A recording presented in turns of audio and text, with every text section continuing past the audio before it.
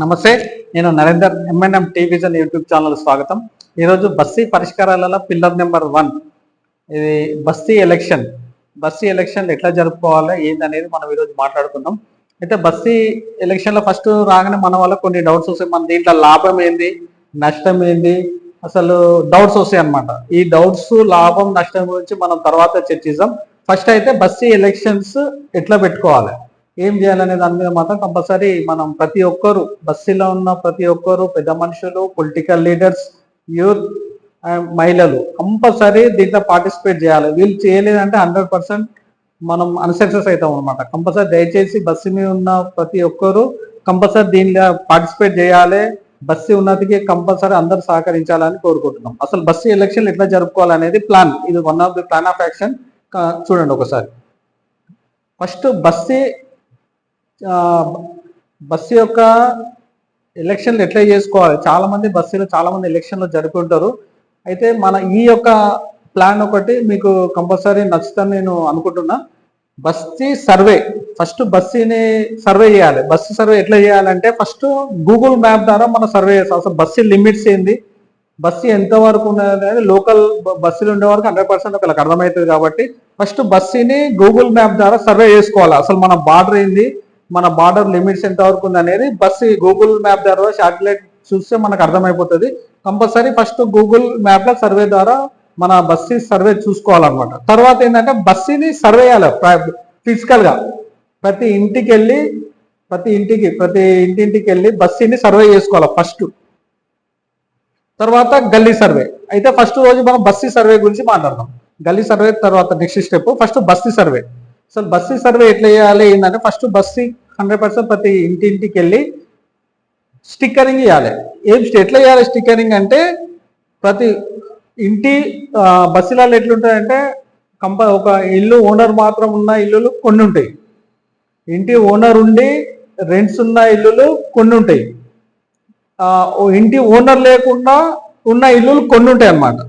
మళ్ళీ ఇంకొకటి ఏంటంటే ఒక 50 మంది నుంచి 100 మంది వరకు ఉన్న ఇల్లులు కూడా ఉంటాయి అన్నమాట. అయితే మనం ఏం చేయాలంటే వాళ్ళని డివైడ్ చేసుకోవాలి. ఫస్ట్ ఓన్లీ బస్సులా ఓన్లీ ఓనర్స్ ఇల్లులకు ఒక కలర్ స్టిక్కరింగ్ ఇచ్చుకోవాలి. తర్వాత హౌస్ ఓనర్స్ అండ్ రెంట్లు ఉన్న వారికి ఒక రకం స్టిక్కర్ ఇచ్చుకోవాలి. ప్లస్ ఓన్లీ రెంటల్సే ఉంటారు, ఇంటి ఓనర్స్ ఉంటారు ఇంటికి, అలాంటి వాళ్ళది ఒక నెంబర్ స్టిక్కరింగ్ ఇవ్వాలి. అయితే ఇంకో 50, ఒక్కొక్క ఇంట్లో 50 నుంచి 100 మంది వరకు ఉన్న 100 నుంచి పైన ఇల్లులు కూడా ఉంటాయి బస్సులలో. కాబట్టి వాటికి కూడా ఒక కలరింగ్ స్టిక్కరింగ్ ఇచ్చుకోవాలి. మనకి ఈజీగా అర్థమైపోవాలన్నమాట. ఈ స్టిక్కరింగ్ చూడగానే అరే ఈ ఇంటి ఓనర్ మాత్రమే ఉంటాడు, ఇంకో ఈ స్టిక్కరింగ్ చూస్తే ఇలా ఇంటి ఓనర్ ఉంటాడు, ఇంటి రెంట్స్ వర్స్ ఉంటారు, ఇంకొక స్టిక్కర్ చూడగానే అరే వీళ్ళు ఓన్లీ రెంట్స్ వాళ్ళే ఉంటారు, ఇంకొక స్టిక్కర్ చూస్తే అమ్మ ఇలా చాలా మంది ఉంటారు, వీళ్ళతో కొంచెం జాగ్రత్త ఉండాలి, ఈ ఇంటికి కొంచెం ఇబ్బంది ఉంటుంది అనేది ఈ ఎక్కువ మెంబర్స్ ఉన్న ఇళ్ళని ఐడెంటిఫై చేసుకొని బస్సుని ఫస్ట్ సర్వే చేసుకోవాలి. బస్సు సర్వే చేసుకున్న తర్వాత ఏం చేయాలి, గల్లీ సర్వే చేసుకోవాలి. గల్లీ సర్వే కూడా ఎట్లా చేసుకోవాలంటే కంపల్సరీ గల్లీలో ఉన్న వాళ్ళకే ఆ గల్లీలో ఎవరు ఓనర్స్, ఎవరు రెంటర్స్, ప్లస్ గల్లీకి ఏడు నుంచి ఎక్కడి వరకు అనేది వాళ్ళకి ఐడియా, కంపల్సరీ వాళ్ళకి ఐడియా ఉంటుంది. కాబట్టి కంపల్సరీ గల్లీలో ఉన్న పెద్ద మనుషులు కానీ, పొలిటికల్ లీడర్ కానీ, యూత్ కానీ, మహిళలు కానీ కంపల్సరీ ఈ సర్వేలో చూసుకొని ఫస్ట్ గల్లీ సర్వే చేసుకోవాలి. గల్లీ సర్వే చేసుకొని ఏం చేయాలంటే కంపల్సరీ బస్సులలో ఏమంటే 20 గజాలు, 30 గజాల నుంచి 80 గజాల వరకు ఇల్లులు ఉంటాయి. అయితే ఒక్కొక్క ఇల్లు 20 గజాలు ఉండొచ్చు, 30 గజాలలో ఉండొచ్చు, 40, 50, 60, 70, 80 గజాలు ఉండొచ్చు.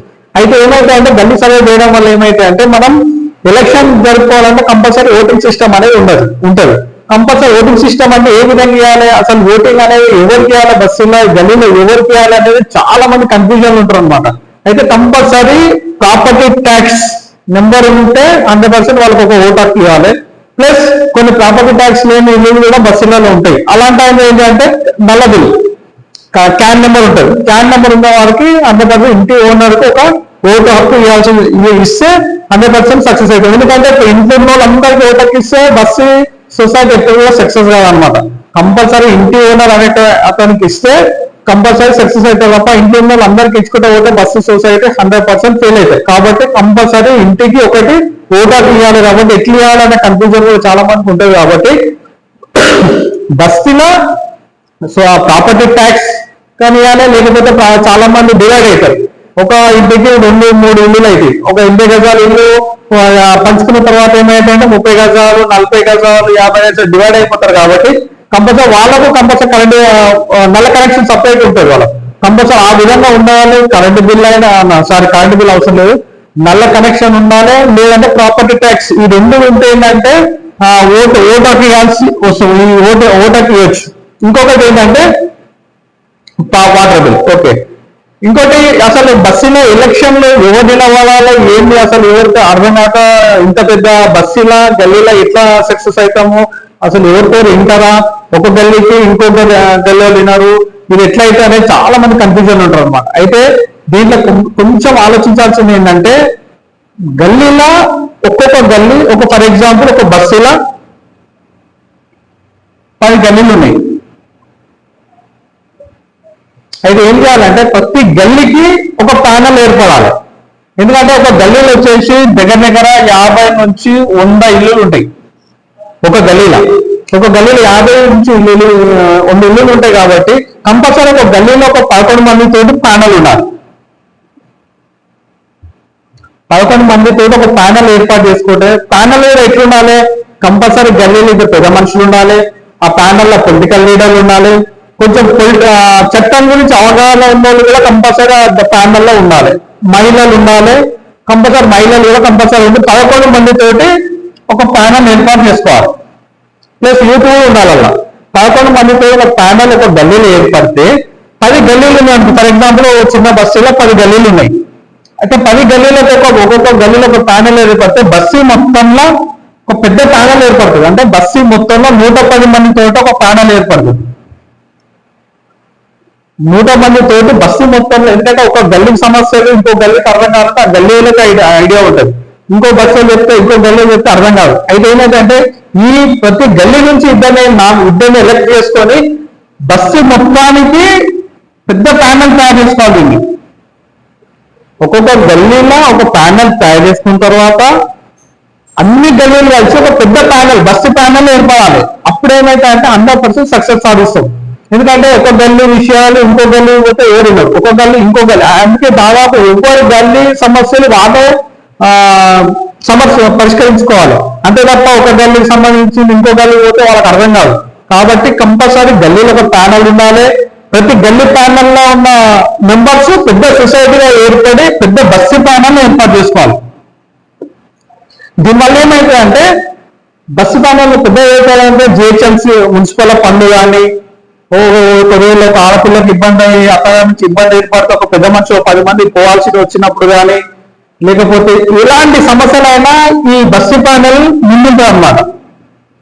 ఎందుకంటే ఇంతమంది 110 మందితో ఏర్పడ్డ బస్సు ప్యానల్ 100% చాలా గట్టిగా ఉంటుంది. ఇక దీన్ని ఎవరు కూడా ఒక 100 బిల్డర్లు వచ్చి దీన్ని జరిపినా సరే కదలవు. ఆ విధంగా స్టాండర్డ్ తో ఏర్పడతాయి. ఎందుకు ఏర్పడతాయి అంటే ప్రతి గల్లీ నుంచి ప్యానల్ ఉంటాయి కాబట్టి ప్రతి గల్లీ ఒక సమస్య ఏదున్నా సరే మొత్తం అందరూ కలిసి చర్చిస్తారు కాబట్టి ఇది ప్యానల్ సక్సెస్ అవుతాం అనమాట. ఎందుకంటే ఓన్లీ బస్సుకి ఎలక్షన్ పెట్టుకొని బస్సులనే అక్కడ కొంతమంది గ్యాదర్ ఎలక్షన్ పెడితే 100% ఫెయిల్ అవుతాం. ఆడ ప్రతి గల్లీకైనా ఒక ప్యానల్ ఏర్పడి ఆ గల్లీ ప్యానల్ ఉన్న వాళ్ళు పెద్ద ఎలక్షన్లో మొత్తం బస్సుల్లో కూడా ప్యానల్లో వాళ్ళు ఉంటే ఏంటంటే మా బస్సు సమస్య, మా గల్లీ సమస్యలు ఉన్నాయి, మా గల్లీ ఈ గల్లీలో ఈ సమస్య ఉంది, ఈ గల్లీలో ఈ సమస్య ఉంది, ఆ ప్రతి గల్లీలో సమస్య ఉంటే ఈ పెద్ద ప్యానల్లో చర్చిస్తారు కాబట్టి దాని సమస్య సొల్యూషన్ ఈజీ అయిపోతాం.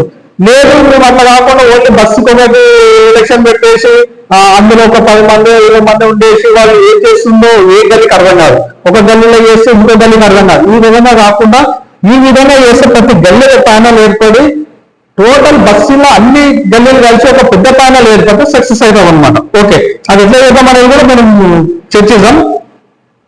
కంపల్సరీ ప్యానల్లో మాత్రం పెద్ద మనుషులు ఉండాలి, పొలిటికల్ లీడర్లు ఉండాలి, మహిళలు ఉండాలి, యూత్ ఉండాలి. ఇంత ఉండేదైతే మన బస్సు 100% చాలా దృఢంగా స్టాండర్డ్ గా తయారవుతుంది. దీన్ని ఎవ్వరు కూడా పాయింట్అవుట్ చేయలేని పరిస్థితి అయితే ఏర్పడుతూ ఉంటాయి. ఎందుకంటే గల్లీలో ఏ ఇష్యూ అయినా, గల్లీలో ఏ ప్రోగ్రామ్ అయినా, ఏ ర్యాలీ అయినా, ఏ పండుగ వచ్చినా ఏది వచ్చినా వాళ్ళకి ఐడియా వచ్చేస్తే ప్యానల్ కడే గల్లీలో వీళ్ళు ప్రోగ్రామ్ చేస్తారు, లేకపోతే గల్లీలో వీళ్ళు ర్యాలీ తీస్తారు, లేకపోతే గల్లీలో వీళ్ళు ప్రోగ్రామ్ చేస్తారు. ఇబ్బంది అయినప్పుడు వీళ్ళు ముందుండి నాకు తెలుస్తుంది అనమాట. ఏదైతే ఏమైనా జరిగినా, మంచి జరిగినా చెడు జరిగినా దాని గురించి ఒకవేళ జరిగితే వాళ్ళు చెప్పడానికి ముందుంటారు అనమాట. ఇది గల్లీలో ఇలాంటి ఏం లేకపోవడం వల్ల ఏమైపోతుంది అంటే ఎవరు కూడా ముందుకు వచ్చి అరే ఇట్లా జరిగింది దిగాలి, తప్పు జరిగింది దిగాలి, ఇది జరిగిందని చెప్పలేని పరిస్థితిలో బస్సులు ఉన్నాయి, గల్లీలు ఉన్నాయి. దయచేసి ప్రతి ఒక్కరు దీని గురించి ఆలోచించాలి. దీని గురించి మనం ఆలోచించాం. అయితే ఇంకోటి ఏంటంటే చాలా మంది బస్సులు ఏమైతున్నాయంటే సిచ్యువేషన్ చేతి జారి వెళ్ళిపోతున్నాయి అనమాట. అదే తొండవరు ముదుగు ఉసిరివేలి తయారైనట్టు కొన్ని బస్సులు ఏమైపోయినాయి అంటే ఎవరు చెప్తే నేనేం తినాలనే స్టేజ్కి వస్తున్నాయి. కాబట్టి దాన్ని కూడా చిన్న ప్లాన్ ఆఫ్ యాక్షన్ ఉంది. ఎట్లా అంటే ఇది ప్రతి గల్లీ నుంచి ఒక ప్యానల్ ఏర్పడిన తర్వాత పెద్ద బస్సు ఏర్పడుతుంది. పెద్ద బస్సు ప్యానల్ ఏర్పడుతుంది కదా, ఏర్పడినప్పుడు ఏమైతే అంటే అలా ఇప్పుడు 10 బస్సులు ఎగ్జాంపుల్ 10 బస్సుల్లో కలిసి 11 మంది లెక్క 110 మందిలా మనం ప్రతి గల్లీ నుంచి ఇద్దరిని తీసుకున్న 10 గల్లీలకు 20 మంది అవుతారు. ప్రతి గల్లీ నుంచి ఇద్దరిని తీసుకున్న ఒక పెద్ద బస్సు మొత్తానికి 20 మంది తయారవుతారు అనమాట. 20 మందికి మనం ఏం చేయాలి, కన్సల్ట్ కంపల్సరీ ప్రతి బస్సు ఒక పోలీస్ స్టేషన్ లిమిట్స్ ఉంటుంది, ఒక జిహెచ్ఎంసీ లిమిట్స్ ఉంటుంది, ఒక కంపల్సరీ కరెంట్ డిపార్ట్మెంట్ అనుసంధానం ఉంటుంది, మళ్ళీ వాటర్ వర్క్ సంబంధం ఉంటుంది. అయితే మన ప్యానల్ కు కంపల్సరీ కొన్ని బస్సులు చేజారిపోయి కొంతమంది ఎవరికి ఏమి చెప్పిన స్టేజ్ లో ఉన్నారు కాబట్టి వాళ్ళని కూడా మనము కట్టడి చేయాలంటే కంపల్సరీ మన బస్సుల కన్సల్ట్ పోలీస్ స్టేషన్ నుంచి, పోలీస్ డిపార్ట్మెంట్ నుంచి ఆ ఏరియా పోలీసుని, ప్లస్ కరెంట్ డిపార్ట్మెంట్ నుంచి కరెంట్ వ్యక్తిని, వాటర్ వర్క్స్ నుంచి వాటర్ వర్క్స్ ఒకవేళ చేయొచ్చు. ఈ నలుగురిని మన సొసైటీలో అనుసంధానం చేసుకోవాలి. ఎందుకంటే చట్టాన్ని మనం చేతిలో తీసుకోవద్దు. ఏదున్నా సరే మన బస్సు తరఫున వాళ్ళు రిక్వెస్ట్ చేస్తాం ఫస్ట్ చేసి, నానా ఇట్లా కాదు బాబు ఇట్లా మారండి అని చెప్తే వినరు. కొందరు ఏమైతారండి వినరు, ఏం చేసుకో నీ సంగతి ఏం రాదు అని కొంచెం ఉల్టా మాట్లాడతారు వాళ్ళకి మనం చట్టం మనం చేతిలో తీసుకున్నాం కాబట్టి కంపల్సరీ మనం లీగల్ యాక్షన్ తీసుకోవాలంటే ఒక సొసైటీ నుంచి పోయినప్పుడు కంపల్సరీ కన్సల్ట్ పోలీస్ స్టేషన్ మన కూర్చొని వీళ్ళకి రెగ్యులర్ గా వీళ్ళకి మానిటరింగ్ ఉంటుంది కాబట్టి సో వాళ్ళతో మాకు ప్రాబ్లం ఉంది. దీనివల్ల కంపల్సరీ ప్రతి మనిషి పోలీస్ స్టేషన్ నుంచే ప్రాబ్లం ఉంటుంది, ల్యాండ్ ఆర్డర్ ఇష్యూ అని ఉంటుంది, కరెంట్ ఇష్యూ అని ఉంటుంది, వాటర్ ఇష్యూ అని ఉంటుంది, జిహెచ్ఎంసీ ఇష్యూ అని ఉంటుంది, పార్కింగ్ ఇష్యూ అని ఉంటుంది. పార్కింగ్ సంబంధించి ట్రాఫిక్ పోలీస్ వాళ్ళ జిహెచ్ఎంసీ వాళ్ళ ఏదనే ఇష్యూ అనేది వాళ్ళు వచ్చి ముందుంటే అవతల కొంచెం భయానికి గురవుతారు. అంతే తప్ప మనం ఏదో కొట్లాడడం అది ఒక 2 రోజుల మట్టు చేయడం వల్ల ఏమవుతుంది అంటే వీళ్ళ మీద కోపాలు పెరుగుతాయి, కొట్లాడలేదు, కేసులు అయితే తప్ప పరిష్కారం ఉండదు. కాబట్టి మనం ఏం చేయాలి, ఒక సొసైటీ నుంచి పోయి కంపల్సరీ ఏదైనా ప్రాబ్లం ఉంటే కన్సల్ట్ పర్సన్ ఇంతమంది ఒక టీం ఉంటుంది కాబట్టి ఒక సొసైటీ ఉంటుంది కాబట్టి ఆ అవతల వ్యక్తులు చెప్తే అర్థమైపోతుంది వాళ్ళకు. ఇంతమంది సొసైటీ వాళ్ళకి వ్యక్తి ఇట్లా చేస్తున్నా అంటే దాని మీద కఠిన చర్యలు ఉంటాయి. కంపల్సరీ బస్సులు చాలా బాగుపడతాయి అనమాట. దయచేసి దీన్ని ప్రతి ఒక్కరు ఆలోచించి ఈ విధంగా ప్లాన్ తయారు చేసుకోవాలి. ఓకేనా?